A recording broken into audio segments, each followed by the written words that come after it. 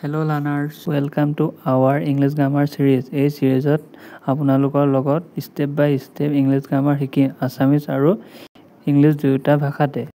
আজি আমি start কৰিম very basic topic introduction to grammar. What is grammar?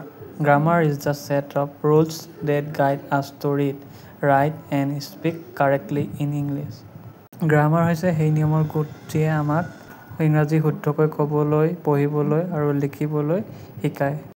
এতিয়া আপোনালোকে এক্সাম্পলটো দেখিলে গম পাব হি গো টু স্কুল যদি থাকে তেতিয়া ৰং হ'ব, যদি হি গোজ টু স্কুল থাকে তেতিয়া কাৰেক্ট হ'ব।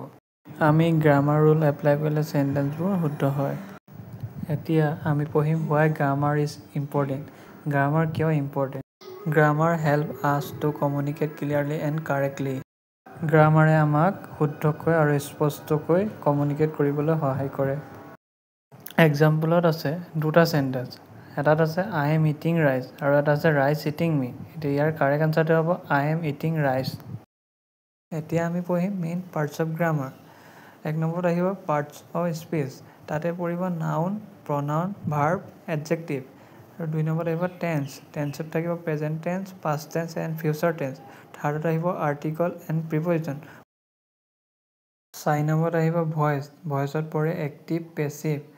আৰু 5 নম্বৰত আহিব স্পীচ, স্পীচত পৰে ডাইৰেক্ট এণ্ড ইনডাইৰেক্ট। 6 নম্বৰত আহিব চেণ্টেন্স ফৰ্মেশ্যন।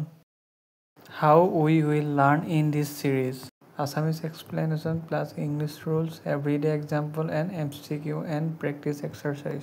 গতিকে লাৰ্ণাৰ্ছ এইখিনি আছিল ইন্ট্ৰডাকশ্যন টু ইংলিছ গ্ৰামাৰ।